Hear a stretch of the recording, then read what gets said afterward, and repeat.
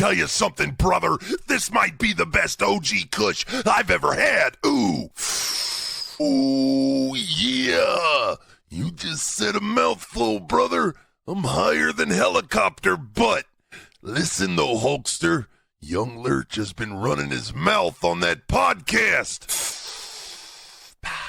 Blaze the Bingo Hall podcast needs to show some respect to the veterans, brother. I say we run in there and show Young Lurch and his guest just exactly who the OGs of this game are, What you gonna do, Blaze the Bingo Hall podcast, when the Macho Man and the Hulkster run wild on you? Ooh, yeah! Give me like 10 minutes, though, because I'm really, really stoned. Oh, yeah. Welcome into Blaze the Bingo Hall. I am your host with the most, Young Lurch. As usual, I'm here blazing it with your boy. Today, our guest, you may have seen him in ECW, MEWF, MCW, Smoky Mountain, just to name a few. Stone Cold, Chad Austin. Chad, welcome to the Bingo Hall. Thank you for blazing it with your boy. Hey, man, I'm blazing it with your boy. But, you said name a few. You could just keep naming letters. Yeah, WCW.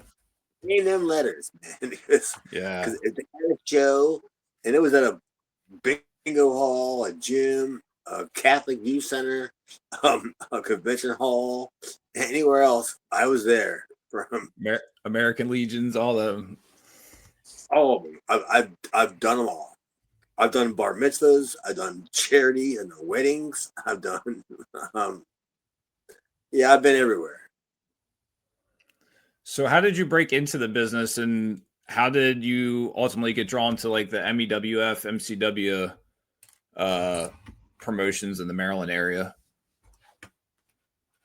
I broke into the business because I was a fan, and they were running shows about not even a block from my house. Dennis was. Literally a block from my house. And they, who was it? Jeff Jones was my buddy. He still is. And we were putting the ring up. We somehow got involved in doing all that, putting the ring up. And then when you put the ring up, what are you going to do when you put the ring up? You're going to wrestle around in the ring. And we started doing all that, and then Dennis was like, "Hey, is he a wrestler?" And Jeff was like, "Yeah, he's good. He's good. You should use him on the show." And next thing I know, I was working. But what age were you? I was 18, probably 17, 18. But my uncle is Barry Hardy. And I did not know that. What's that? I said I did not know that. So you and Brian are cousins? Yeah, me and Brian are cousins. Yeah, and Barry had a ring. So when Axel was younger, and a bunch of guys, I'd go over there, and I'd be their bumper boy. You know, just go into the ring and no experience at all whatsoever. Just I learned how to do it just on the fly. Just learn how to bump, just taking elbows and buckles and all that stuff just by doing it. And next thing I know, I'm putting the ring up, and Dennis is cheap. Whipwreck was cheap. He wasn't going to pay anybody to do anything. So Jeff said, "This guy can work. He'll put me in the ring in a battle royal, or put me in a 10-man or whatever." You know what I mean? So from doing some of my research, like you're hitting on, you never actually had like formal training, so to say, right? No. Like you weren't trained by one guy or one, hey, this guy taught me everything. It was more just like you said, you just got in there and started doing your thing. I knew as much about the wrestling business when I started training as the guys that I was training with did. They didn't know anything. I mean, Axel had been places, but when I started working with Axel, he didn't know that I didn't know it. He didn't know that I didn't know anything. Dwayne Gilbert didn't know that I didn't know anything. They didn't know that.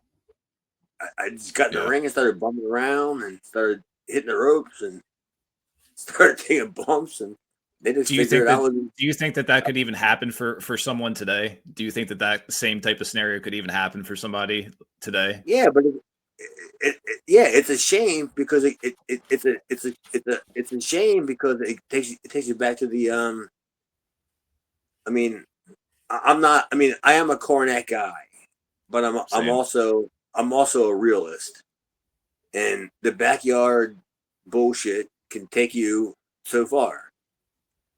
But you have to know the fundamentals, and then you learn either you learn them or you don't learn them. And I apparently I learned them without having to learn them. You know. Yeah. Doesn't work for everybody, but it worked for me. Yeah. What was the MEWF locker room like in your early run? Oh, Jesus! It depends on.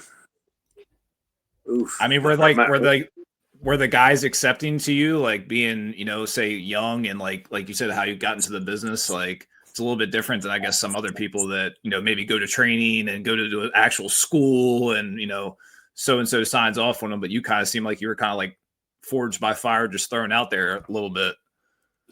It didn't matter, man. All them guys were cool. They were all in the pretty much either they were. If you label it like a grade school, they were a grade ahead of me. Okay. So I wasn't far behind them. I mean, I look at guys that when I was getting involved, like Ramblin' Rich, he was a ring crew guy. He was the guy putting the ring up. Morgus, guys today that I still love, guys that I still look up to, not even look up to, just I love them. They're the guys that I grew up with and all that stuff. I'm still friends with, and they were all like I said, a grade ahead of me, or a year ahead of me, or 2 years ahead of me, and all that kind of stuff. So it was all like we're all going to learn together. You know what I mean? Did eventually you feel like you were on the same level as them? Like maybe as like, I guess maybe after MEWF, like MCW type of days, like, when those guys were a little bit more seasoned, you guys were all seasoned towards the end of the MCW time together. Well, it wasn't what I thought. It was what Paul Heyman thought. Because here I was, a guy that was hanging around the same guys that I was palling around with, putting the ring up with, and doing all the same shows with us and all that stuff. But I was the one that Paul Heyman picked, but or all the guys. Paul Heyman could have the time that Paul Heyman picked me.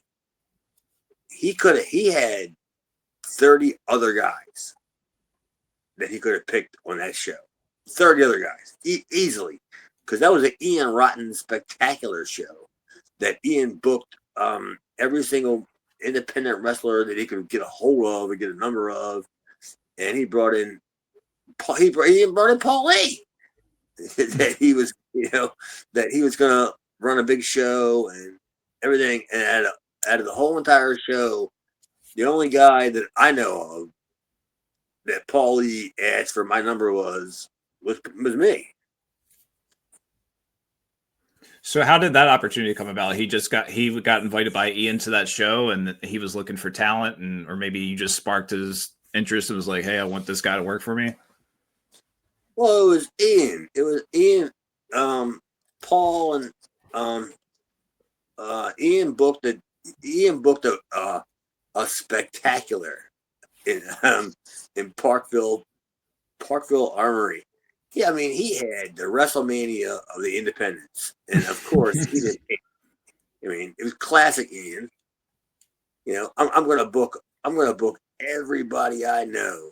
I mean, and had this big, gigantic show, and it drew probably 1,300, somewhere around there. I couldn't tell you what the gate was because it had to have been $27,000, probably somewhere around there. But all I know was I wasn't one of the guys that were standing around looking for a payday, because I realized if Mr. Hughes, Paul Heyman, Jimmy Snuka, if they ain't getting paid, then I realized I wasn't getting paid. Right. You know what I mean? Like, I ain't spending my time waiting for an envelope that's going to say, I mean, why would I even get an envelope? If he even gave me an envelope that didn't have anything in it, I'd be just, thank you. Thanks. Just happy to be there. Yeah, pretty much. But Paul was looking at, he booked Axel and Ian. Like that night, he told Axel and Ian to show up whatever Friday, Saturday, whatever it was, and to start TV. And then he said, book your jobbers. And after Paul saw me, I think it was me and Shane Shamrock. Yeah, that's what it was. I worked Shane Shamrock, and I did a moonsault on the top rope, and he was on a chair. And then Paul heard me tell Ian that was it okay if I did that, and then Paul said, "Wait a minute, he's going to do a moonsault off the top rope onto a chair, like while the guy was sitting in it." And then when Paul saw it, and then Paul knew who I was, but he didn't think much of it. But then when he booked Axel and Ian, and he told Axel and Ian to book his jobbers, and then they booked me, then that's when that's when Paul guys look at me. You know what I mean? Oh yeah.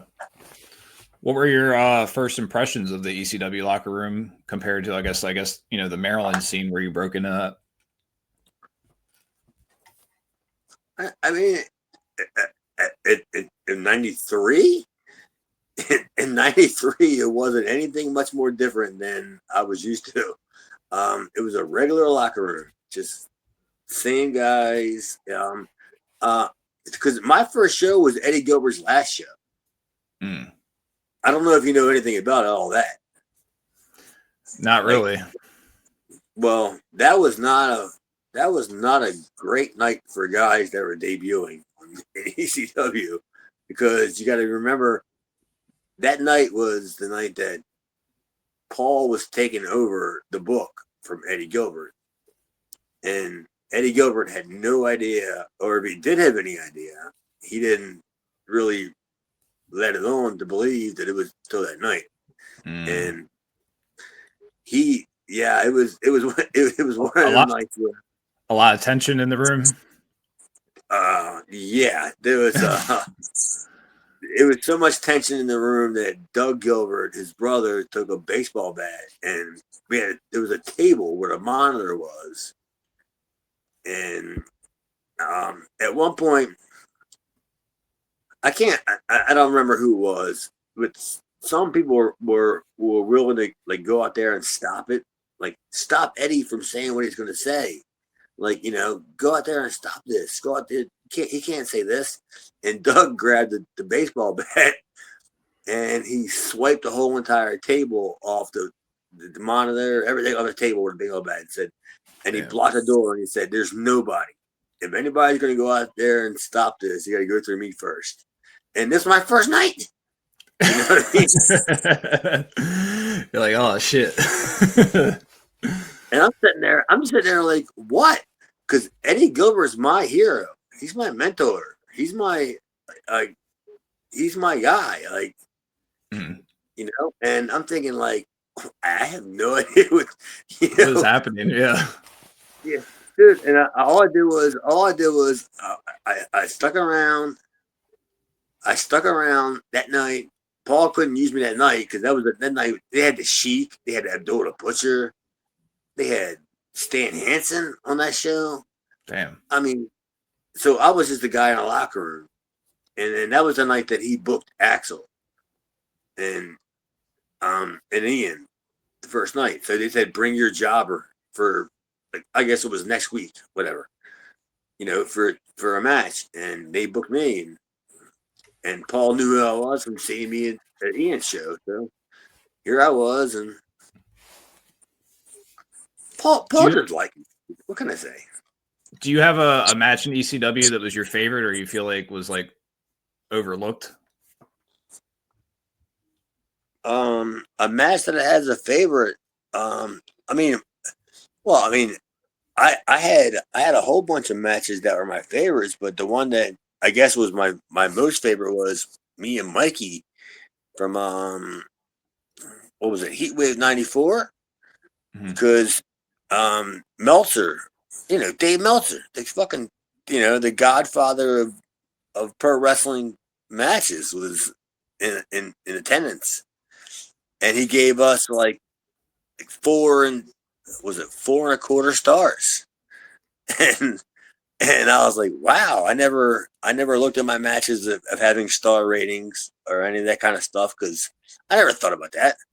Mm-hmm. I just thought that if we were like third or fourth match on the show, and I was leading Mikey because Mikey was green at the time. Mikey was green, and I only had like a year and a half above him. So I figured we'll put it together, but I'll call it. It's fine. And at the end of the match, when a week later, when I saw Meltzer's review of it and said, "Oh, you guys had like a 4.25 star match or whatever," I was like, "Jesus Christ, that's like fucking like Stan Hansen against Yakiyama in Japan, like a rating. Yeah. That's like that's a good match." and I didn't at the time you don't think about that kind of stuff, you know what I mean? Yeah. And then we had a better match the night after that. We had a match the next night because it was the first time me and Mike worked together, and then we had a match the next night on the New Jersey Boardwalk that I thought was way better than that match, but nobody saw it. That's the problem. Yeah. That's how a lot of those matches that he rates or people rate. It's like there's so many other matches in people's careers that people never even seen, or they either weren't recorded or the right person wasn't there to write an article about it or whatever.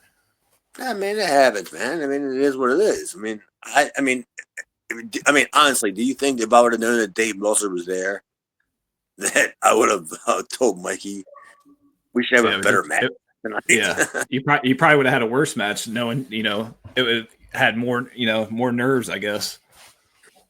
I mean, yeah, honestly, that wasn't the way I was looking at it, but yeah, you're probably right. Yeah, I wouldn't have saw it that way. I would have said, you know what? I mean, I was lucky because I was maybe 2 years in the business, maybe 2.5 years or so, and Mikey was just starting. So Paul gave it all to me. Like, I was the ring general.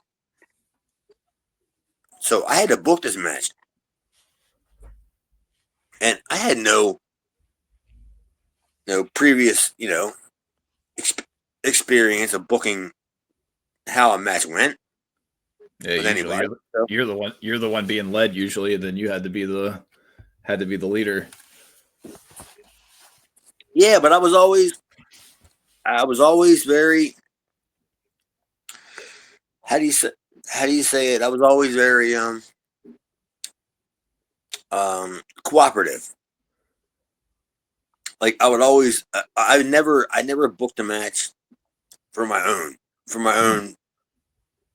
I would always book it like, how can I make you look good while I look good? Too. You know what I mean? Yeah. I was never stingy. I would always say that. I was never stingy about making somebody look good. Yeah.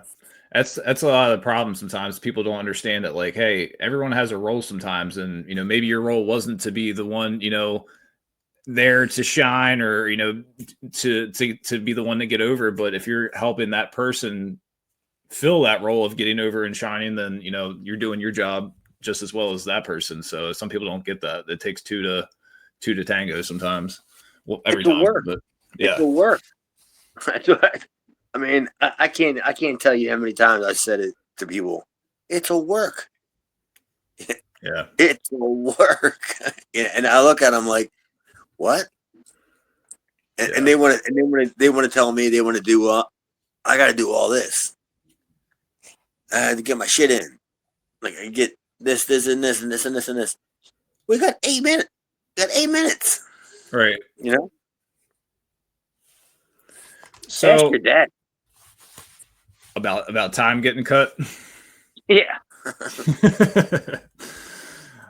So I was watching a video, and I guess it was like a panel that had Blue Meanie, Joel Gertner, New Jack, right?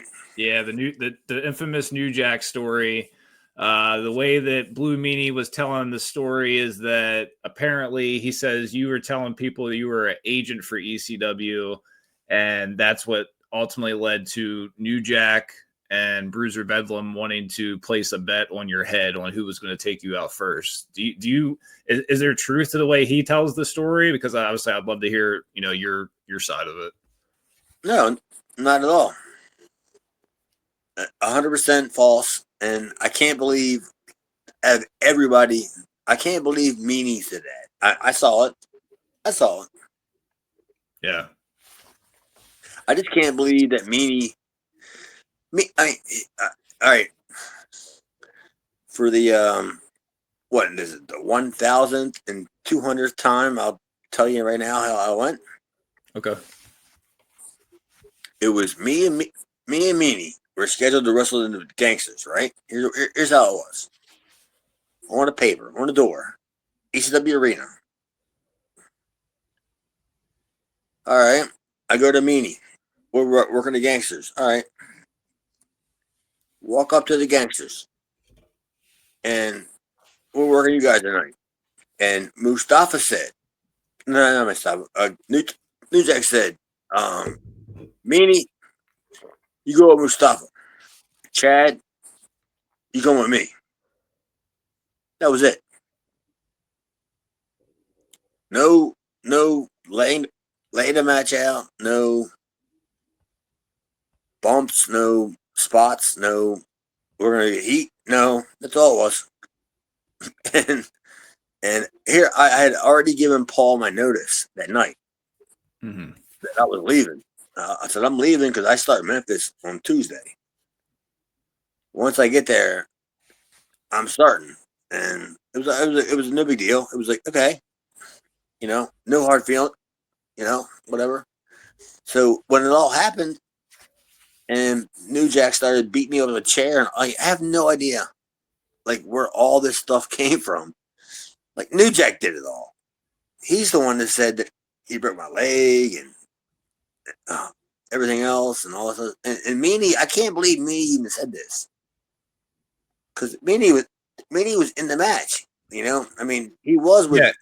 Yeah, he even said that New Jack came up to him and told him that, like you said, like, you stay with Mustafa and don't come near me. You come near me, you're gonna get fucked up or whatever, basically. And he was like, okay, Mr. Jack, sir. And then, but you can tell, like, from whatever panel he was on, it seems like he's, embellishing, I guess, the story for the ones that are there to sound, kind of like I told you earlier, don't let the truth get in the way of a good story. You know what I mean? Like, it's, I guess, that type of deal, but.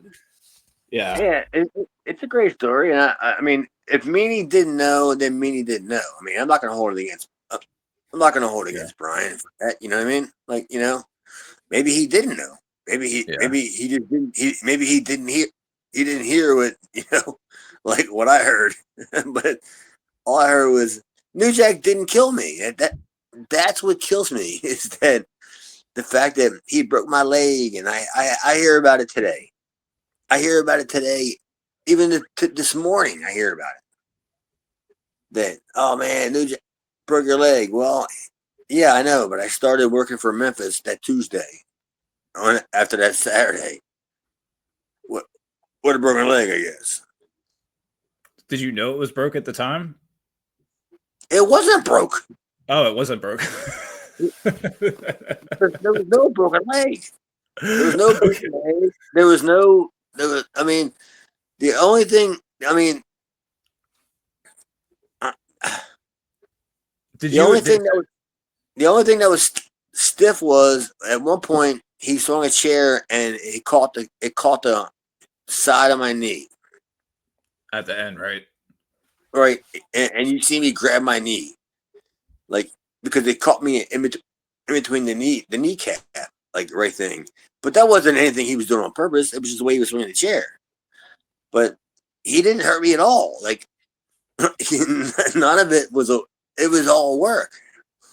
And so even when you went to back to the locker room, there was no issues or no. No.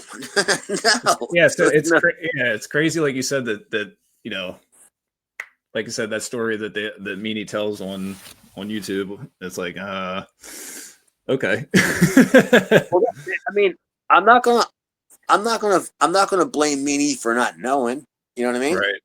Because at the same time, Meanie was there the same time I was when New Jack said, Mustafa, you go with Meanie, Chad, you go with me. So where do you think the whole like there was a bet between New Jack and Bruiser Bedlam thing? I don't think there was one. That was just bullshit. Yeah. I think New Jack is a piece of garbage that makes up stuff just to, I don't know, to make people add to the stories. Yeah. Dude, I mean, seriously. I mean, I worked Smoky Mountain. What? I don't know. Was it that week after that? Yeah, that week. That was a Saturday that I worked at ECW show at New Jack, and then I started working. Before I went to Memphis, I went to Smoky Mountain, and I worked Bruiser Bedlam. Nothing. Matter of fact, I drove Bruiser Bedlam like to the show. And if anything, did you ever see the Bruiser Bedlam Dark Side of the Ring? Was it the most recent season? I don't know what it was, but okay. I didn't have any idea that guy would legitimately kill somebody. Yeah. So he was like the one that Cornette was always talking about. He was like a motorcycle gang member or something like that, or involved in all kind of shit like that. He was involved in was involved. And you said you had no idea. I didn't know. No idea. And here I was. I went to Smoky Mountain. I talked to I think it was D-Lo. And D-Lo said, you gotta pick up Bruiser Bedlam. We have a show in whatever it was, Morgantown, North Carolina, or whatever. All right, yeah, that's fine. So I drive to this place where Cornette had a building that he rented like 3 or 4 apartments out, and like all the guys like stayed there, right? And I go to there and we're all getting ready to go, and I'm like, well, I'm here to pick up Johnny Canine was his other name. I'm here to pick up Johnny, and everybody was all smoking dope and shit, and took a beer, fucking cookout, hoopla. That's what it was. It was a hoopla, big hoot nanny. And we get in the car and we're driving, and we get to like an interstate somewhere between Knoxville and North Carolina, and there was a major backup. Major. I mean, not miles. We're talking dozens of miles, just miles. And I'm looking at Bedlam, and I'm just going like, "What are we gonna do?" He goes, "Well, we gotta get to the show on time." So, I mean, what if we're late, or what if we don't make it? He goes, "Well, I'll just kill you." And, I just thought like, yeah, right, you kill me. Yeah. I mean, when somebody says, "I'll kill you," when your buddy goes, "I'll kill you." Yeah. Just fucking around. Yeah. I didn't know. I didn't know. I didn't know. He really meant it. He really meant it. So the next thing I know is I'm driving on the side of the road, in the gullies and in the weeds and up and down. I'm like, dude, I'm sorry. What the fuck?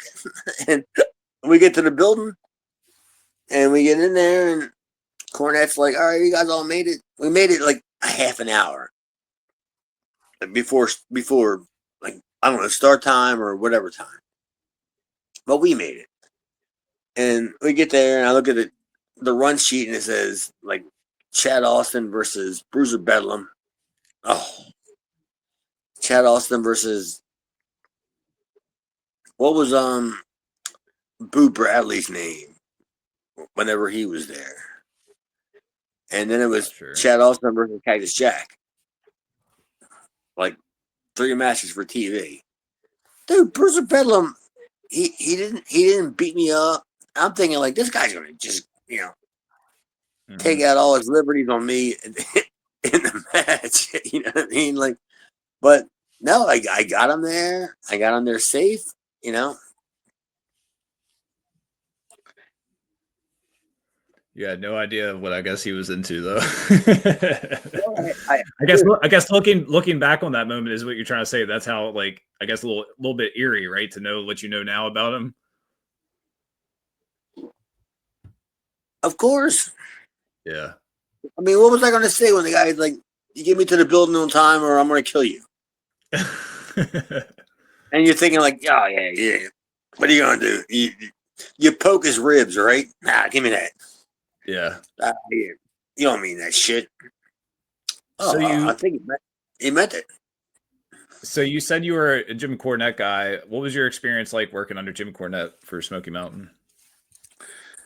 I mean, at the end of the day, he kind of fucked me.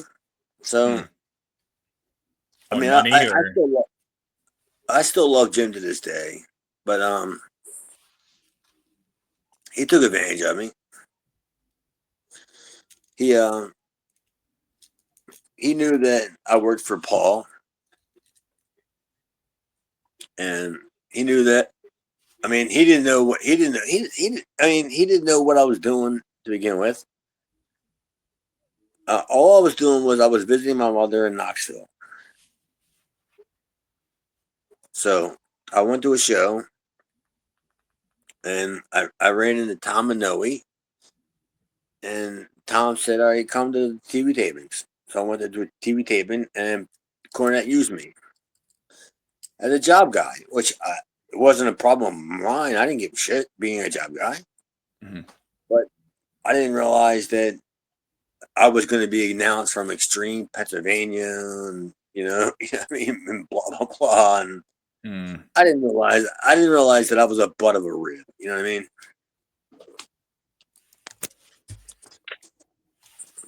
Do you have any untold stories from Smoky Mountain?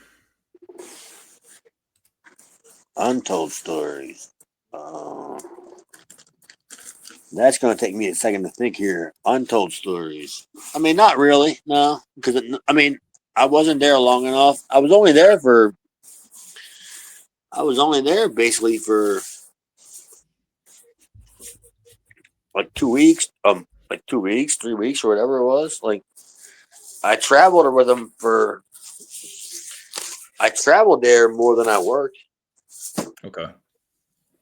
So yeah, I mean, there wasn't a whole lot that I did. I mean, I went to a bunch of shows, and I had and there was Cornette was a Cornette. You know who Cornette is, right? Yeah, I listen to him all the time. But you know how he is. Like, he flies off the handlebars. Yeah, but he's all over the place. So I mean, yeah. So I was there in the locker room probably, I don't know, 10, 12 times before he even realized I was there. And that's why I said I had to meet Tom Minogue, the guy that did the ring announcing, or the bell ringer, or whatever it was, before, for me to get my spot. So that's the guy that I met. So, but Cornette didn't know who I was. From ECW. There's, you know what I mean? Yeah. So I wouldn't even hold that against him by saying that, oh, Cornette sabotaged me. Like you said, I ran into Cornette. I ran into Cornette a few years afterwards. At Jimmy's Famous Seafood in Baltimore, Maryland. It's the greatest seafood place in Baltimore. If you're ever in the town, and go to Jimmy's Famous Seafood. I ran Jimmy Evans. Great crab cakes. Oh, of course. I ran into Jim Cornette and Jim Ross, and they were doing a deal. And I went up to Cornette and I was like, "Hey man, you had this guy named Chad Austin that came down to Smoky Mountain in like 94, 95 or whatever it was. And you never pushed him. Like, you never gave him an opportunity. Whatever happened to that?" And he looked at me square in the eyes and goes, "It's because you fucking sucked." And I was like, "All right, man, can you sign this?"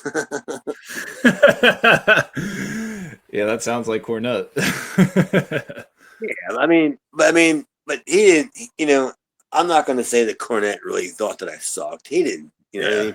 I mean, there's 100% chance that he didn't know that I sucked, because I knew that I didn't suck. Yeah. If I would have sucked, I wouldn't have been there. If I would have sucked, I wouldn't have done what I've done in ECW, or I wouldn't have been in WCW. You know what I mean? So you mentioned, Bruiser Bedlam, where you thought like maybe he was going to take liberties with you, or take his anger out on you. Who was the stiffest person that you've ever worked with, and have you ever had to return a receipt? Sandman. Okay. Sandman with the cane, or just working him in general without the cane is stiff. No, it was beating my ass in public like I owed him money. That dude, like, it was Jim Thorpe, Pennsylvania. You can find it on tape. It's on tape. It's videotaped. Dude, he beat the shit out of me. I mean, and I had two options. I could take that beating, or I could go back to the locker room and I could take a beating that was 10 times worse. So I opted to just take it in the ring. Yeah. He beat the shit out of me. I mean, he beat the shit out of me. Was that for ECW? Yeah. Yeah. Dude, I mean, it was a first class. I'm gonna show this motherfucker like how this business is. And I'd already been in the business a few years or whatever. You know what I mean? But he just took it as a night off for him. Like, I'm just gonna go in there and just beat up this guy, and he beat me up. Was it just because you were a new face that he was working? I mean, like a new person that he was working that he ain't worked before, and you're just like, this is a new guy. Let me just rough this dude up. I don't know. I really don't. I don't really know. Maybe that's just the way he works. But I mean, me honestly, I'm not used to working that way. Like me, I'm a bumper boy. You know what I mean? Like, yeah. I don't know if you know what a bumper boy is. You're constantly taking the bumps. Yeah, and I make the guys look good, and I'll bump for you. He was just beating the shit out of you. Oh, dude, he beat the shit out of me. He beat me up. Yeah, I seen recently Shane Douglas say that there was or him and Madman Pondo were talking, and there was two versions of Sandman, I guess, whether he was drunk or not drunk, and that was Pondo said that he'd rather have a drunk version because he was like, when he's not drunk, he doesn't know what's going on and forgets all his spots and shit like that. So I don't know. I don't know what version you got, but he seemed like he was taking some anger out on you. Honestly, I think I really think that I got I got the Sandman that probably was hanging around New Jack.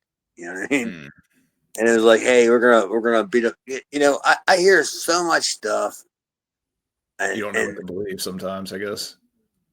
And I know what's true. I know none of it's and I hear all this stuff and everything. And I'm just like, dude, I never told New Jack for once. I never even met New Jack before I had worked him.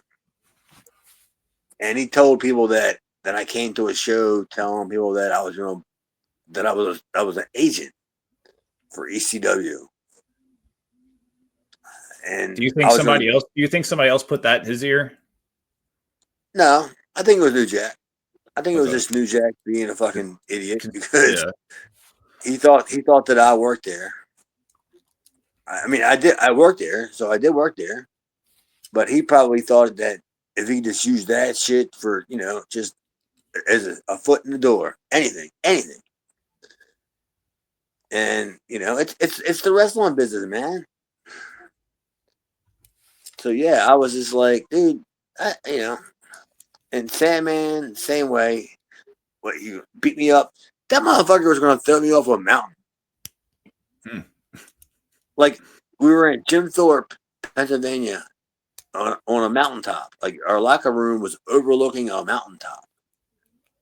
And after our match was over, Sandman, I don't think I've ever told this story before.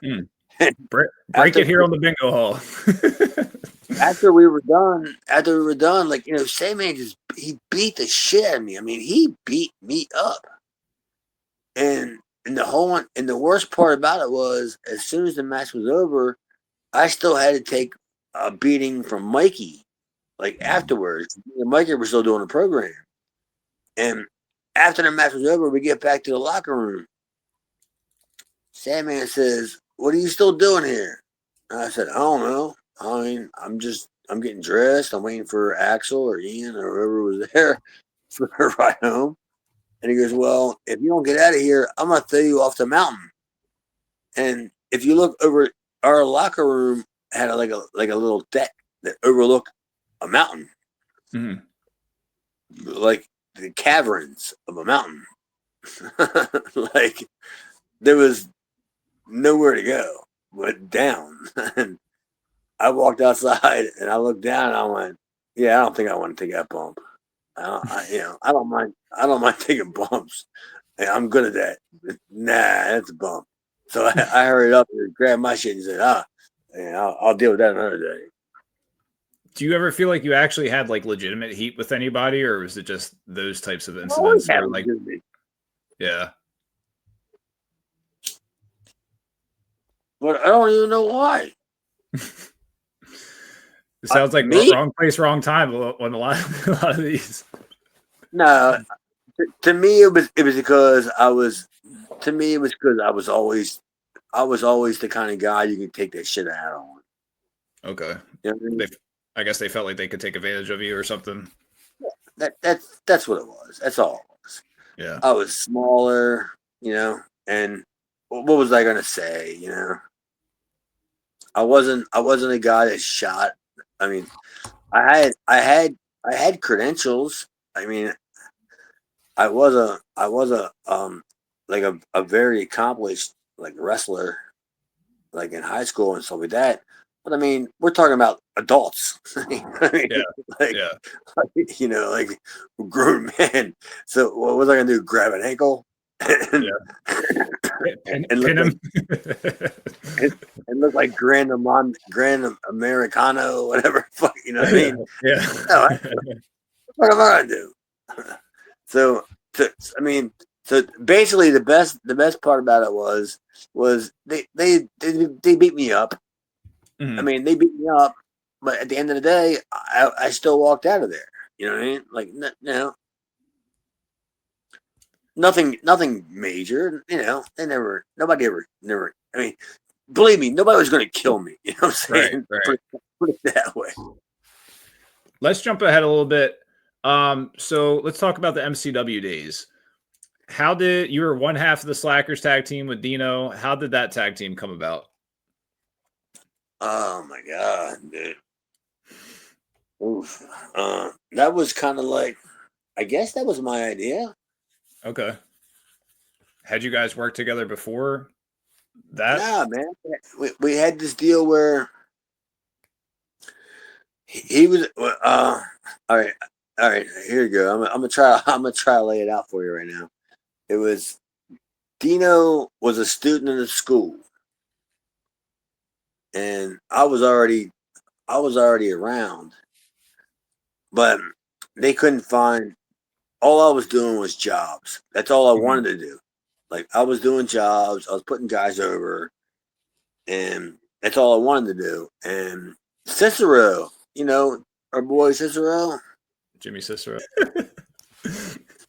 he came up with an idea where he was gonna come up with this gimmick where he was gonna take like losers and make them like champions. The classic wrestling angle kind of thing. I'll take these guys and I'll make them stars. And I don't know whether I don't know if it was first, second, third, or whatever it was, but I was losing all the time. So he came to me and he's like, "Yeah, you've been a loser," and blah blah blah. And I was, "Yeah, whatever." And then he took me under his wing, and then Dino was a loser, and he took Dino under his wing, and then me and Dino started teaming up. But then me and Dino got like we started getting like traction as a team, and people started like loving us and like as a team. And I'm not a tag team guy, and Dino is not even a worker, honestly, to tell you the truth. and Jeff Jones? Yeah. Yeah, well, Jeff said, like, you guys got to come up with a gimmick. And at that time, I started seeing Clerks. And I said, well, why don't we do like a Silent Bob and Jay character thing? Because Dino can talk, and I can talk. And I'll be Jay, and he can be Silent Bob. And Jeff was like, yeah. So then we went to a flea market, Patapsco flea market, man. Come on, seriously. Oh yeah. We went to Patapsco flea market, and we found shirts and shit like that, and all that kind of other stuff, and we started doing that, and dude, it got over. I mean, like, it's one of the kind of things where you come up with an idea and you hope it gets over, but then when it gets over, you just like, dude, that really got over. Like, I can't believe that got over. One of those ones that kind of surprises you, right? That like when you guys are coming up with, you're like, oh, this may catch, may not catch, I guess, and then it does, and you're like, oh wow, I guess more than you expected. It got way more over than we ever thought that I mean, on an independent level at that time, in independent wrestling, me and Dino we couldn't have been any hotter. I mean, we were working, I don't know, four nights a week for months. Like we were working Moolah and May. Like Moolah and May, if we were on a show with them two, they were working us. If we were on a show with the Bushwhackers, we were working them. Like it was just one of them kind of things where, yeah, because me and Dino, it wasn't an ego thing, because me and Dino could always lose. We were supposed to lose. You know what I mean? Yeah. So it wasn't about us. It wasn't about us going over or any of that nonsense. It was about us, getting the other people over. So yeah, so me and Dino, damn, we were just like just working. We were working all the time. We had I don't know, a couple of years where we were just working all the time, and we were over. It was like also perfect timing when Snickers was doing the different names on the back of the Snickers bars. Did you guys sell any Snickers bars during that time with like the slacker on the back of it? I honestly, I can't even remember who came up with that idea of the Snickers bar. It could have been me, because a lot of the times I came up with a lot of our stuff, but I came up with it just if somebody would just ask me, like, right then and there. Yeah. And I would just come up with it. Because, maybe I saw a Snickers ad and it was like, whatever.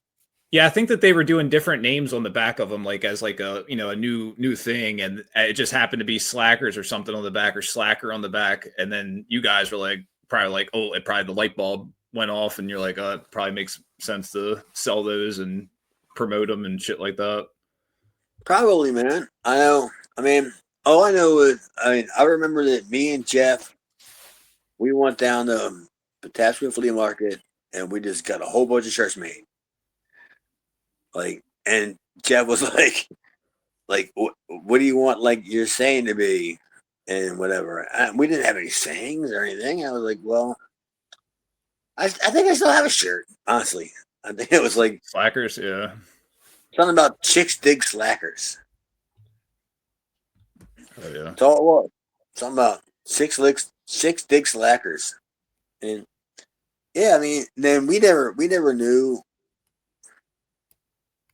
it was going to take off. Like we didn't even care.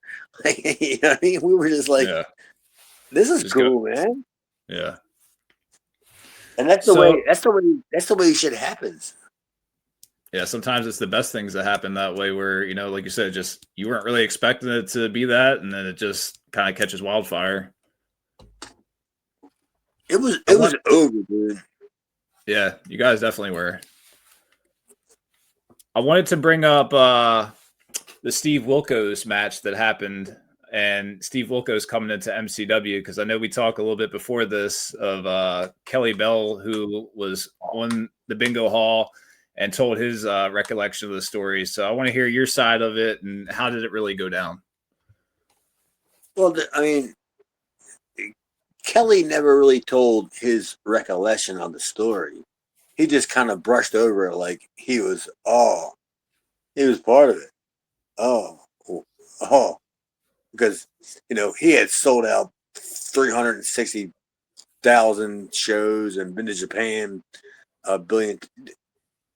That motherfucker, let me tell you something about Kelly Bell.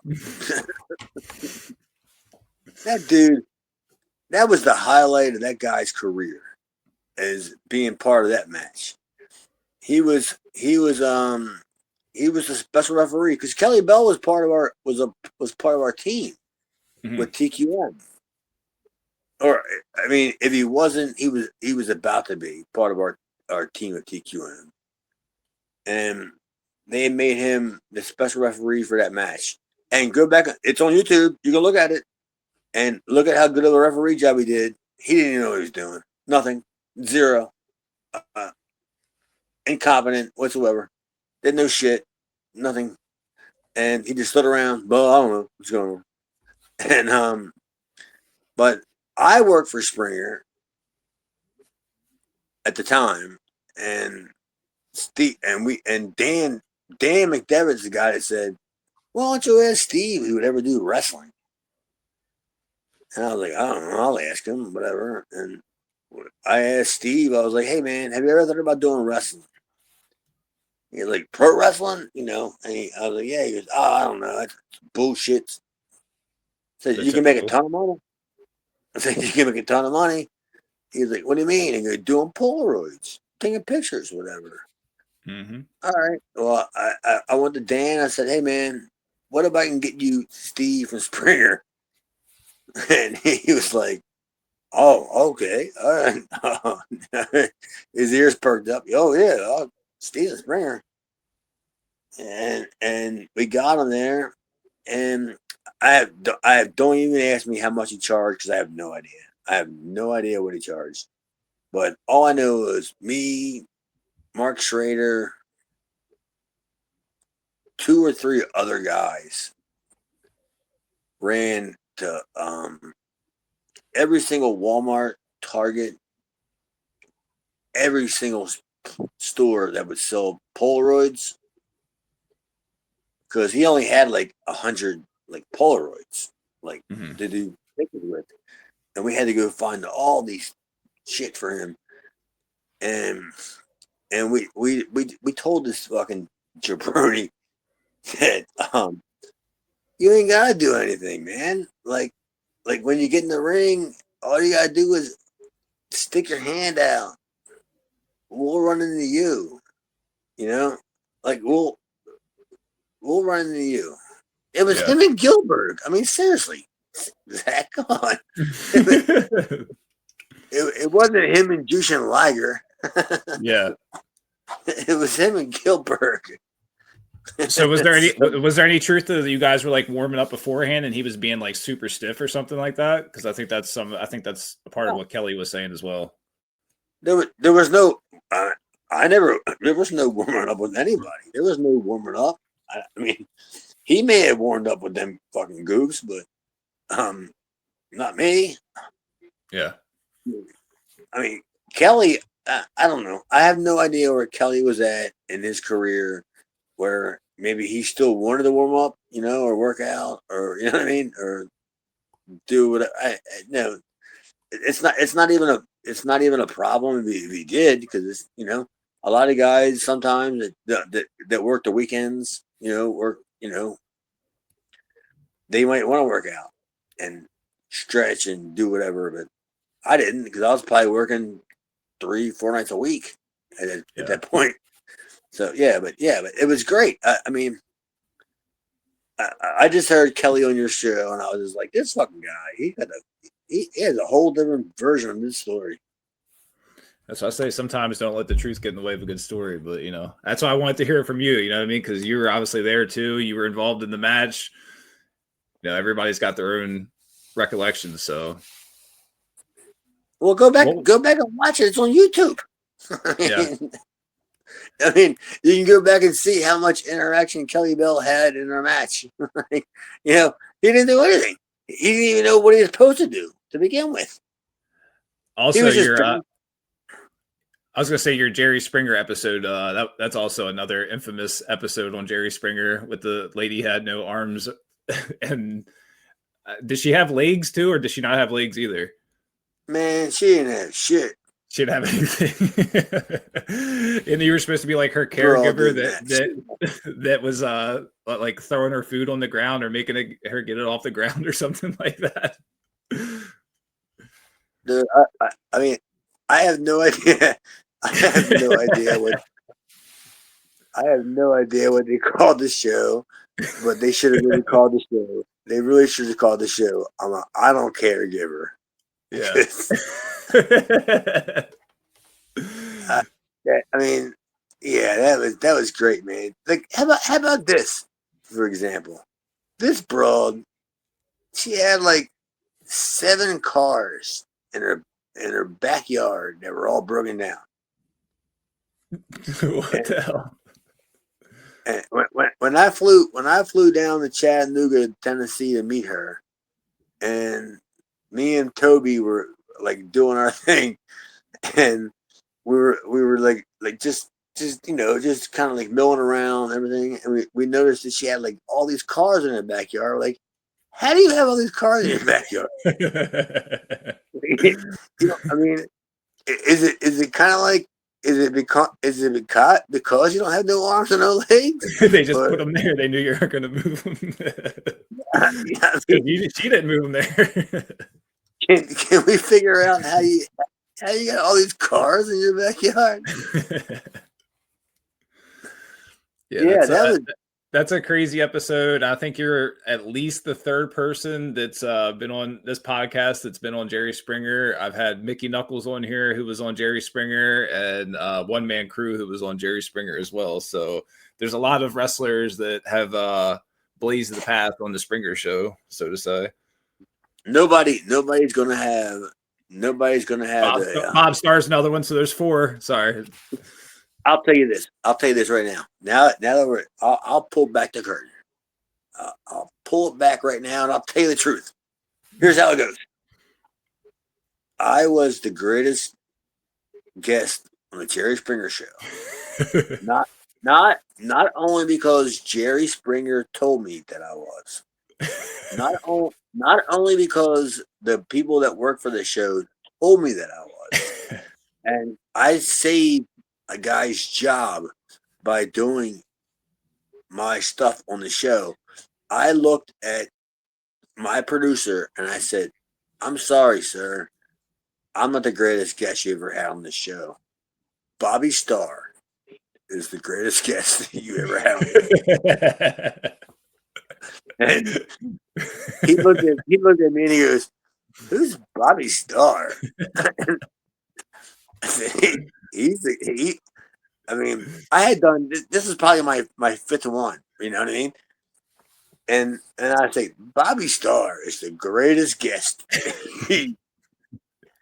He's I watched nobody. his episode recently too, where he ripped his shirt off and all that. How fucking great is it, dude? Seriously.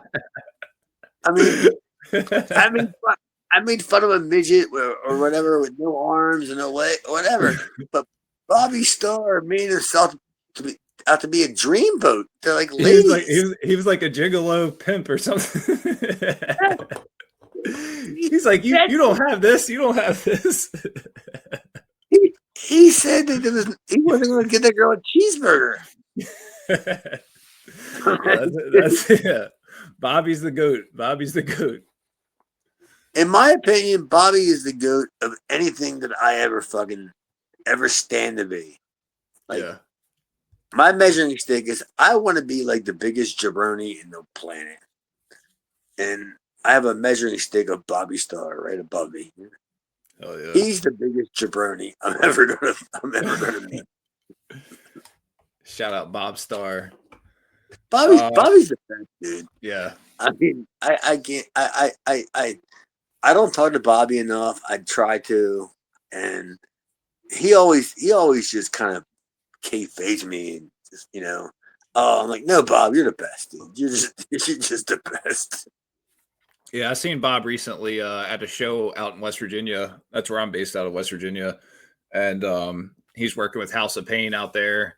And yeah, it's just crazy to see him. And then, you know what I mean? Like he's now got to meet my kids, so it's like cool to see like full circle. Like, I was just a kid when I was coming around. You guys were wrestling my dad, so it's like cool to see like the full circle kind of thing like that. Bobby Starr, Daddy. I'm Bobby Starr, Daddy. You're about to start up again? No, I'm Bobby Starr, Daddy. Oh, Bobby Starr. So I want to. Good. I used to take my girlfriend at the time around those shows, and like she wasn't a fan. She was just my girlfriend, and I bring her back in the locker room, and she always point at me and like poke me, and I go, "What?" She goes, "Look at this guy." What? It was Bobby Starr. He was putting his like robe on and his oil and hell yeah, fucking. I go, I'm just like, what about him? She's like, who is he? I go, he's Bobby Starr. Like, at the same show where Tony Atlas was on, or you know what I mean, or somebody else, she just noticed Bobby Starr. Hell yeah. And I even talked about that with Bob on the episode that he did with me. It's like, if you look like a star and you carry yourself like a star, and people are going to be gravitated towards that. You know what I mean? It's just, that's how it goes. Like, perception's everything. So it's like, if he was doing that to stand out, he was about to steal your girl at that time, Chad, because Mr. Bobby Starr, he's stealing the girls. So. Seriously, it's. I mean, let's come on. I mean, it's Bobby Starr. No, he wasn't stealing anybody. He wasn't stealing any of my girls. I mean, maybe he was setting Hagerstown on fire. Hagerstown. Yeah, there you go. But he wasn't thinking my girl. So I wanted to ask about during that time in MCW, what was the locker room like? One of the incidents that I want to bring up was, I was like a teenager at the time, but the Zachary Shane incident that happened in MCW, did that change the locker room? Were the boys more united to kind of like see this guy get his ass whooped in a way? Or are you guys kind of like on the fence, like, hey, like what, you guys kind of felt like maybe you're caught in the middle of it? Oh, you talking about because of Candy? Yeah. Oh, well, I had nothing to do with any of that nonsense. So, no, but I'm saying like during that time, like MCW, like that was, I guess, towards the end of things with them before they reopened. That guy Zach, man, didn't have a problem with that kid. I worked him a ton of times. I was gonna say, I've seen you worked him a few other times. Like it seemed like even outside of MCW as well. Yeah, I never had a problem. I never had a problem with him, but oof. I mean, that locker room thing was just Danny. Just uh, Danny. I don't. I mean, I don't know what to say. Danny just he wasn't having it, Yeah. and and and I don't know who all knew because I didn't know. I had no. I didn't fucking know, and even the guys that I was with didn't. I don't think even knew, or if they did know, they didn't. They didn't. I know Dino didn't know either, and we were just there, and we were just watching him just whip this boy, and we were just like, "Oh, okay, well, Everybody was out on the balconies at Michael's 8th Avenue. yeah, pretty much." Everybody was standing room only for that match. Well, I mean, I didn't go out there. I didn't. All I saw was where it started, like in the locker room, in the pit, in behind the locker room thing where it was started, and I know it wasn't my business, and Yeah. I just knew that this ain't gonna end well for somebody. Yeah. and Dino didn't give a fuck either. Dino didn't even give a shit about it. He's my partner. He was working. Dino didn't give a shit about anything. all he wanted to do was go home. And I was just like, later on, I just asked, like, because at the end of the day, Dino was the guy that saw all of it. Like, somehow, like, somebody called Dino to, like, go stop it. Because somebody thought Dino was an enforcer or some way or somehow, whatever. And I guess I was the only one to realize, no, he's not. He's not doing it. He's not. He ain't stopping any of this shit, dude. What's the matter? What's the matter with you? And he came back and he's like, yeah, fucking Danny was gonna throw Zach on the fucking top of a building and shit and everything. Well, it's the wrestling business, man. Yeah. I mean, it's one of those instances that's like, it's where the real life bleeds over into the wrestling business. And then I guess, they made some money off of it. And it's one of those moments that I feel like, obviously that's a very particular thing, but like when that realness bleeds over, like it always kind of does well, I guess, for the fans, because they get to see something where it's like the lines aren't just blurred, but like you're actually seeing something play out right in front of you that's, real, so to say, I guess. Well, I was in Danny and Kim's wedding, not in the wedding, but I was at the wedding, and I knew the whole entire time this is not going to end well. And it's not going to end well because what are you going to do? Your wife's in the business, and it's just once you bring it just doesn't end well. It never does. It never has. I mean, show me one instance where it ends well. Yeah. So I recently seen you post that you were, looking to maybe help some younger wrestlers or local independents in like their locker room, or, maybe whatever I guess you could contribute to them, which I think would be beneficial because obviously you've been around and you have a lot of knowledge. But is that something you're looking forward to pursue right now? Oh, well, it's my way of looking for a payday. Okay. And it's my way of, yeah, of course. I became, after I've been here where I'm at now, I'm in Tennessee, Knoxville. Okay. And I'm only about, I don't know, 30 minutes away from La Follette. It's where Glenn Jacobs and Pritchard had their school at. And I don't know if you know it or not, but Glenn Jacobs is our mayor here. I was gonna say, are you in Knox County? Because he's our mayor. I mean, and yeah, I've been looking to do some stuff with them because I mean, they have a school, but they're not getting in the ring. Yeah. I mean, Glenn ain't there. Tom's teaching the school from the outside. You know what I mean? and I can still bump. I can still take bumps. So yeah, I mean, I'm looking at like I don't mind training guys, and I'm friends with Bo James. Bo James has got a successful territory, like a little thing going on here where he runs like in the summertime. He's running a lot of fair shows, like and he's got his own little company going on here and everything. So there's a lot of work, like a ton of work going on here, like ton of work, and I'm just looking to get my foot in the door back again where I'm not a bumper guy anymore. I ain't bumming as much as I used to anymore. But you still feel like you got something to contribute, right? I can still work. Yeah. When's your last match? Do you know? My last match? Yeah. Like my retirement match? No. When was the last match that you had? Oh, I don't know. It was probably just a couple of years ago. Okay. I worked a show here. Oh God, it was brutal. Jesus, good Lord. So you have worked out there. Oh, is that what you call it? Dude, I threw the guy handed me an envelope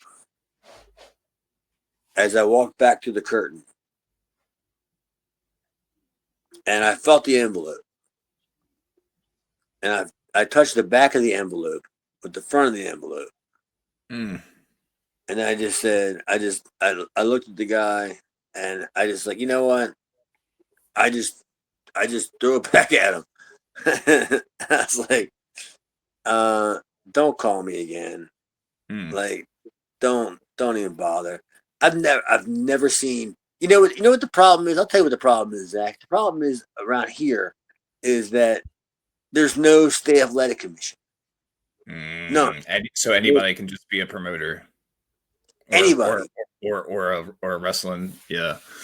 Anybody. They can run a building, get a ring, get a couple of their fucking jabroni friends, and run a show.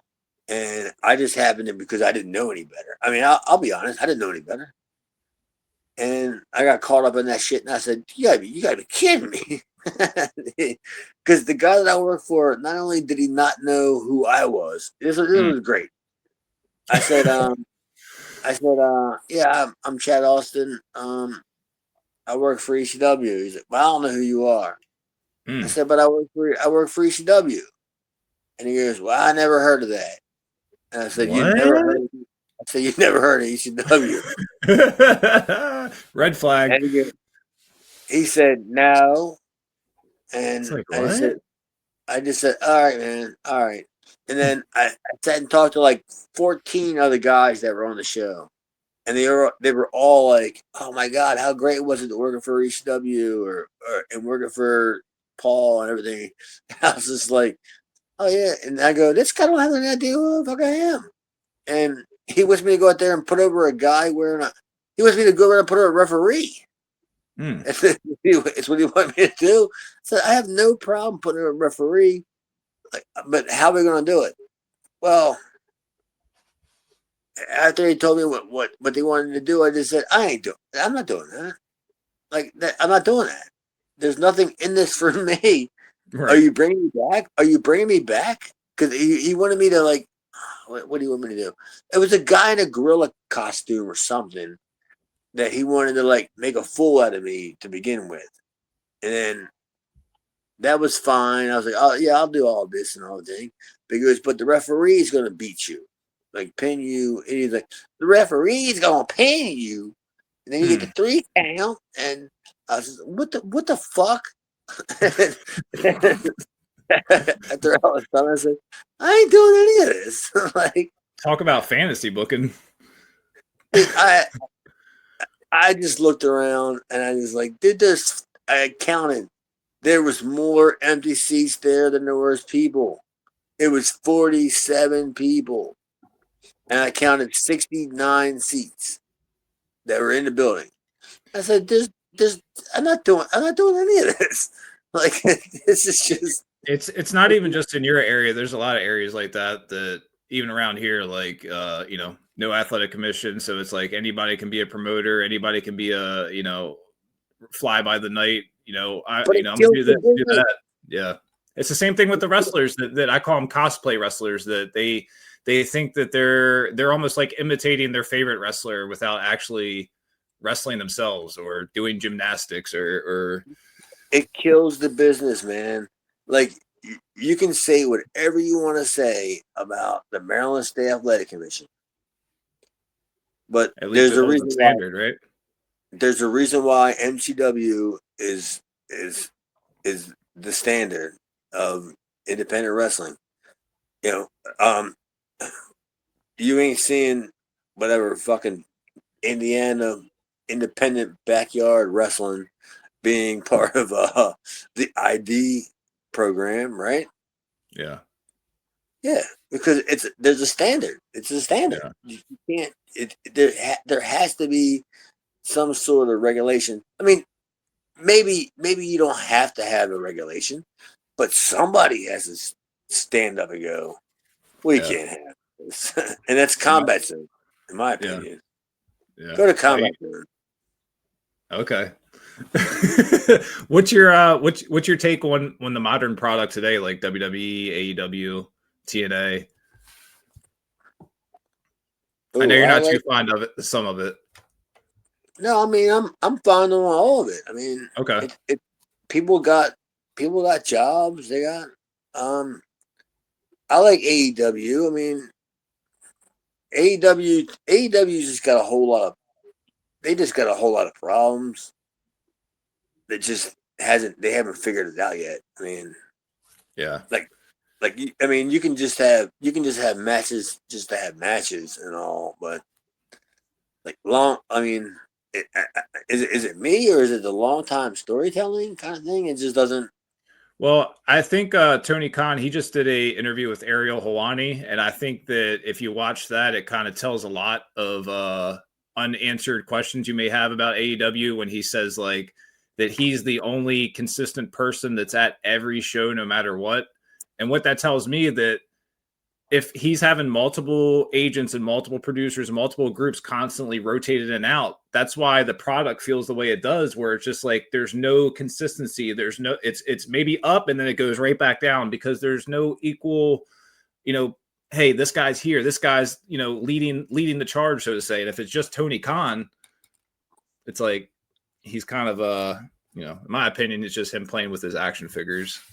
I used to be a big AEW supporter, so it's like, I don't know. I mean, maybe I just don't. Maybe I think I just don't know enough. But I'm a big fan of like old '80s, like Jim Crockett, 86 Crockett kind of stuff, where there was like storytelling and stuff. But to me, it's just like I could watch AEW one week, then I watch it the next week, and then like the stuff that was happening last week, it ain't happening this week. So I'm saying, because he's got these people rotating in and out where it's like, oh, this is a certain group that I'm going to work for the next month, and then we'll bring another group of agents and producers in and wrestlers, and it's like, I don't know. I don't know. Is that how you see it too? So I mean, maybe it's not yeah. That's what I'm saying. Like if you watch that interview that it just came out recently with Ariel Helwani, and I was like, oh, he's literally explaining why shit is the way it is because he's giving you the tell all behind the scenes of how things are being ran by, he's the only one that's consistently there. Well, that tells you that everybody else, if they're constantly rotating, there is no consistency if Tony Khan's the only person that's going to be at every show. So I don't know. I just watched the last show. Yeah, what is it? The one that just had full gear. Yeah, I watched the last two matches of that. The cage match I caught. I texted my buddy that works there, and I said, "Dude, I love that shit, dude. Every single match, the girls had blood. like there was guys that weren't even involved in a match that were bleeding. Like, yeah. Give me that shit, dude. I'll take that shit all day long. Like, I thought Samoa Joe has some good color. Great. I mean, is it me or is the pay-per-views like better than the weekly shows. Oh, for sure. For sure. I just think my only gripe is I feel like shits on this when I say it sometimes, or like I guess the standard opinion is, oh, we want more, but like I feel like they're too long sometimes. I feel like going after like 12 o'clock is when your main event's starting. Like, I don't know, I'm falling asleep. I'll tell you this, and I'll just tell you this for me. This is just for me only. Mm. I get them for free. Okay. But if I was paying $75 or whatever the fuck they are, I have no idea what they are. I think, yeah, they're up there. I'll take that shit. If you're going to give me 6.5 or 7 hours, I woke up Sunday morning still watching Samoa Joe, like win the title. It was like 3:30 in the morning. Like I woke up and I was watching it, going, "All right, whatever. How long is it? Yeah. It was 6.5 hours long." Yeah, yeah. I think by now I'm kind of used to like knowing like, all right, they're gonna be long as shit. But like it was like maybe it was the Sting's retirement or one of their pay-per-views. Basically, it got me like that. I'm so used to like that. Okay, it starts at 8 and we'll be wrapping up by like 11. You know what I mean? And it's like it's 11:30. What the fuck's going on? And it's like it's 12 o'clock. Oh, the main event's about to start. I'm like, what the? You know what I mean? So it's like it just throws me through a loop. You know, just you're so used to the standard, I guess. To me, it don't bother me. Like I'll take that shit. I'd rather have a show go like that. Cause you know what that means? That means like if you were booking a real show, like a real show, and you know if you had like I don't know 2 or 3 matches that didn't have any time limits that they had. Well, how do you know how long the show's going to go? Yeah, you have no idea. You know, you could have like a match that goes it's supposed to go 20 minutes or so. It goes 38 minutes, but because you didn't book a time limit, there was no time limit draw. There was no end to it. They can just go as long as they wanted to, and I'm kind of a realist, like when it comes to that kind of shit, which I like that kind of shit. Okay. Do you feel like the Triple H's creative direction versus Vince's era is it night and day or completely different? I honestly couldn't even tell you. Okay. When it comes to watching WWE, I just watch it because it's just wrestling, and I turn off every little like all that outside stuff. Yeah, because I'm always so used to watching wrestling as an insider, and knowing like what they're gonna do or how they're gonna do it and blah blah blah. And when I watch WWE, I just go, I don't even give a fuck. These fucking guys, they can't even order lunch together. You know what I mean? Like, yeah, they don't have any idea what they're doing. Yeah. I mean, Gunther. I can sit here all day long and he's like, dude, if I had a bar, I want a guy like Gunther. Could you imagine just a guy at a bar that could just chop guys out of the place instead of throwing them out? Yeah. I mean, like he does. Imagine not even getting punched by the guy. Just how hard could his punch be if he just takes his hand and just slaps you with it? And it's brutal. Yeah, he seems to be like a throwback that I know a lot of like guys seem to like, and he reminds people of like the past generations and guys that can actually go out there and work. Yeah, I mean he's a very good storyteller, and he's very good at making other guys look good at what they do. But he's gonna let you do that at his expense. Yeah. You know what I mean? You can fly, you can do all the other shit and all, but at the end of the day, thanks for coming, buddy. I mean, you're getting fucking choked out. Yeah. Where do you think, with TNA's relationship with WWE, where do you think they stand in the landscape of, the big major players like WWE and AEW? I know they have a partnership with WWE, but Yeah, well, thanks for coming, TNA. yeah. I mean, it was great while it lasted, but everybody knows how Ray Charles knows how this ends. Okay. You know what I mean? I mean, it is what it is. I mean, let's be honest. Eventually, WWE's going to step in. I mean, it's going to look great. It's going to look great for the next, few months, maybe a couple years or whatever it is. But they're going to pick and choose who they want, and then next thing you know, you're going to Frankie. What's his name? Not Frank Kazarian. Yeah, Frank Kazarian, but Eric Young. He's just going to be there forever. Yeah. Eric Young's only job. He's lucky he got a job on that Access Channel show where he's doing record collections. Oh, I didn't even know that. He's got a job where he goes to a record shop with a bunch of people and they pick out like records and stuff. And like he's lucky he's got another job. Yeah, I know. He's my age and he hasn't even been there yet. Yeah, I don't know. It's hit or miss with I feel like they had a lot of momentum when Scott D'Amore was just there, and then right after he left, it just all went to shit again. It's TKO, man. It's all TKO. Yeah. And then, I mean, it was ruined UFC, and now they're trying to do the same shit to WWE, and eventually they're going to be selling out to, the Saudis, I guess, in my opinion. Didn't you just read what happened today? I seen that. I heard that Lucha Libre, AAA, that they signed a deal with Fox to be on there, and a few other, I guess channels. No, they are selling to the Saudis, and that's going to be just that to me is I'll be done. Yeah.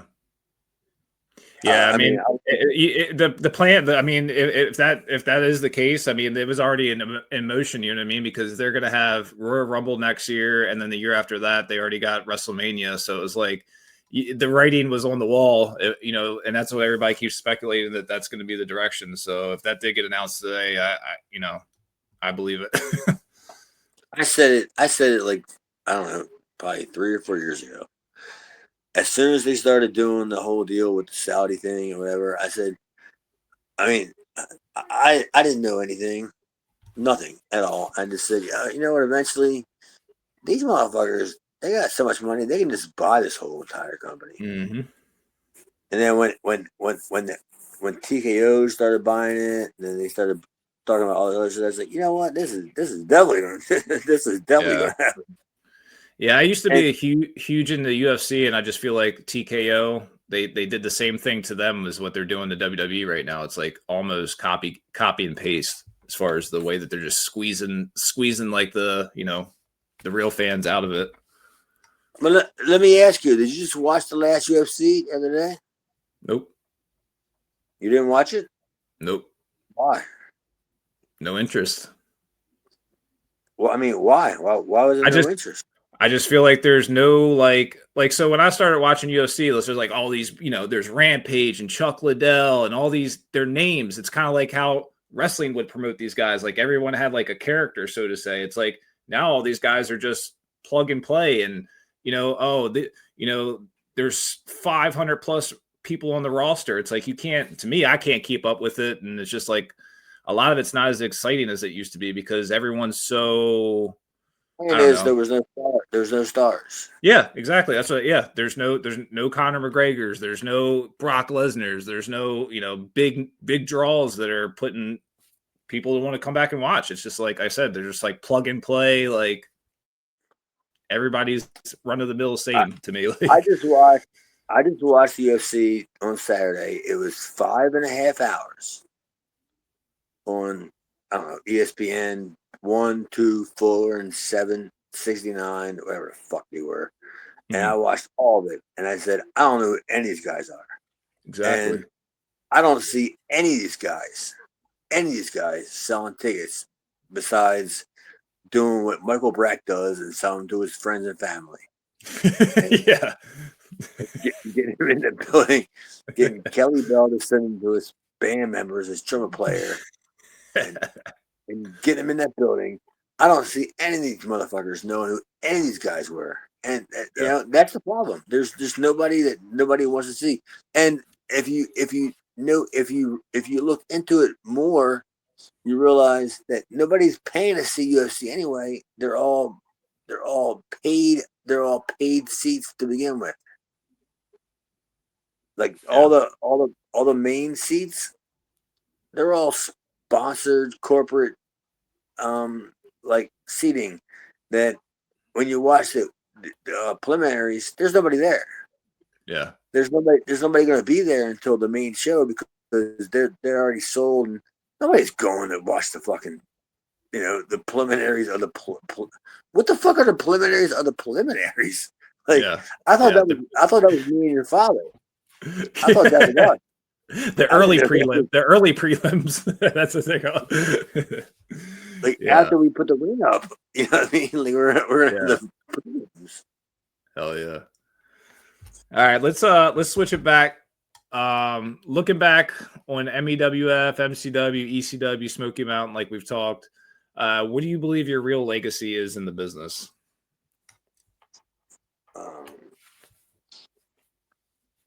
I don't even know if I really have a legacy, but my legacy will never ever be really touted because the two people that I trained for this business never gave me any respect whatsoever in their Hall of Fame speeches. That was Mickey James and Lita. But my legacy was I trained Big Show. I trained The Rock, Kurt Angle, Lita, Mickey. I trained a bunch of them people, but they don't ever remember that shit. Like they don't remember, you know, like they don't remember that shit. All they remember was who was the guy that gave them their first break or any of that stuff. But I mean, my legacy was that for me was I loved what I did with Dino. That was for me. That was, dude. Me and D. I never had more fun. I mean, because at that point I was already not out of the business, but I was already planning my escape from out of the business. Wind it down. Yeah, and I was like, dude, this is great. You know, me and Dino. Dino is me and Dino worked together. We were buddies and this and that, and Dino didn't know shit from Shinola when it came to the business. So it was like, all right, well, hey Dino, you want to take a booking for these guys up here in Pennsylvania and shit? And he was like, yeah, whatever. and we were just, it became that was cool to me. Like that was kind of like what I liked. Like when I didn't really when I didn't give a shit anymore. Yeah. It's kind of, I guess, kind of like you feel like you got nothing to lose, you know. You know, after I heard, I guess it was Lita's probably. After I heard Lita's Hall of Fame speech, and she didn't mention me, and she mentioned Dan McDevitt, and I just went, you know what, this is the way it's gonna be. you know, like I get it because my name isn't as glorious as it is for Dan McDevitt's, you know, MCW or his wrestling school and all that other stuff. And I was like, dude, I was the one that trained you. Like you would, like I was the one that trained you. Like Dan never got in the ring with you. Like, you know what? Whatever. It is what it is. Yeah, it's one of those things. Like you said, they only remember who gives them the break or. It's the wrestling business, man. Yeah. I mean, you can't unbreak the egg anymore. You know what I mean? Like, Yeah. it is what it is. Like, it's fine. But I know I can sit here all day long and just think like Rock, like the Rock, like I was the one talking about a bump, like how to bump, day 1, day 2, day 11. But is the Rock going to tell you? I remember training in a gym in a basement somewhere in Memphis, Tennessee. Yeah. Like he ain't gonna tell you that shit. That's fine. It's cool. It's fine. But I know. And Kurt Angle, like at least Kurt Angle was cool enough that when he left, he said like, "I'll never forget you." And I was like, "Yeah, man, that's cool. If you do, it's cool." And you know what he did? He forgot you. Yeah. I was like, all right, well. I'll tell you who we didn't forget was Jerry Lawler and all the guys, and Bill Dundee, all the guys that that were there. Yeah, to put you in that spot. It's fine, dude. It's not like it doesn't really hurt my feelings to the point where I sleep or I lose sleep over it. It's just that I can look at it and just go, yeah, I know. Yeah. I know. So if there's one final message you want to leave for your fans and maybe the boys in the back, I know you said that you're looking to, maybe take some bookings and get back into things, maybe locker room vice or whatever you might be just trying to get your foot back in the door. But is there any final message you want to leave for the fans and for anyone out there? Well, I still got some unfinished business with your father. Okay. Maybe one more match. This fucking jabroni, I don't know what the fuck his deal is. He's out there parading. I think he still parades around with the belt. Thinks he's a champion or some shit. Yeah, he says he's a 2-time Hall of Famer. For what Hall of Fame of what? What? Hey, it's his story. It's his story. Brian Hardy's Hall of Fame, and yeah, that's one of them. Well, that's a lot. He's my cousin. I can't believe that. That blew my mind earlier. I didn't know that. The Brian's my cousin? The Brian's your cousin. Yeah, I didn't know that. Well, I don't tell everybody that because he's okay. Okay. And he's the guy. He's also the same guy that put Rock and Rebel in the Hall of Fame. No. There you go. Your father and Rock and Rebel are the same Hall of Fame that Brian Hardy. They're the new tag team. It sounds like they're a new tag team. I don't think it's going to happen. I don't see Rock and Rebel and your father, Mad Dog, Bus Striker, being a tag team. Your father, dude. I'll tell you what, man. Not even wrestling related. See, that's where I was hoping you weren't going to ask me about your father. It was about wrestling stories because we didn't have a whole lot of wrestling stories together. We were on a lot of shows together, and we worked at times, whatever. But it was the hotel stories. Okay. It was the afterward stories that, like, I was like, oh man, don't even mention Helen. Good Lord. I do remember one where I was I think it was the first time I seen my dad wrestle, and it was against you. You had the blue tights. Okay. So it was whatever I don't know what time frame that would have been. I guess late 90s. MEWF, and then he's beating you up, and obviously I didn't know wrestling wasn't real, so you rolled him up with a schoolboy and won. And like I was like devastated and crying and all this other stuff. I was just like couldn't believe that this guy Chad Austin beat my dad, and I couldn't get over it at the time. So that was a lasting memory on me, Chad, with the schoolboy. I have no idea even when that happened. It had to be at the flea market, I would assume.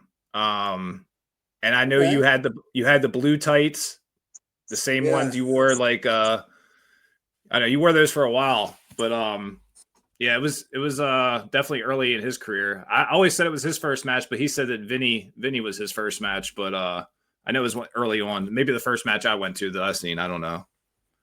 I always like working guys in their first match. Yeah. And your father was probably no exception, because I probably, if we weren't already booked together, I probably said I'll work him. Like, yeah, I mean, because a lot of guys in the first match always have the jitters, the nerves, all that other stuff, and I would like, just work with me, and I'll get you through it. It's no big deal.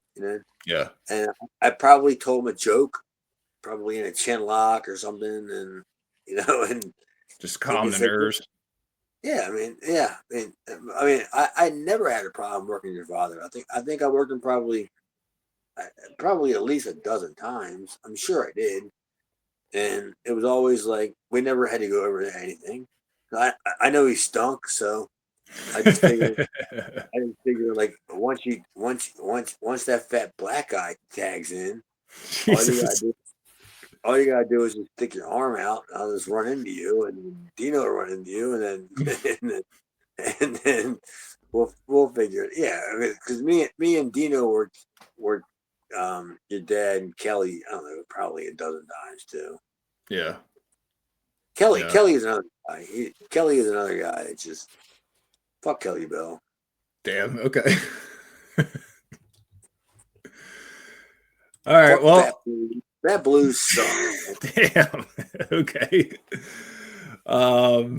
Well, it's been a pleasure. If there's anything else you want to say, like I said, I know you're trying to maybe get back into things. So where can people find you? I know Chad Austin on Facebook. I don't know if you want people to hit you up on there, but if there's any other, platforms you're on or anything you got coming up, let the people know where they can check you out. If they can find me on Facebook, they can find me anywhere. And most of the time, you can find me at a bar, somewhere in Knoxville, Tennessee. And by the way, I love Kelly Bell. He's still a friend of mine. I'm just ribbing. I love your father. I love Dean. There's not anybody that I don't have a problem with. And you love Bob Starr. You love Bob Starr. Let's be clear. Bobby Starr still stinks, dude. He's awful. No, I mean, I'll never put Bob Starr over. He's awful. But yeah, I'm on all social media platforms. Go ahead. Feel free to send me a friend request. It's fine. I don't post a whole lot of dick pics on social media unless they're requested. All righty, Chad. Well, it's been a pleasure, my friend, and I appreciate you for coming by the Bingo Hall. Until next time, see you at the Bingo Hall. Anytime, brother.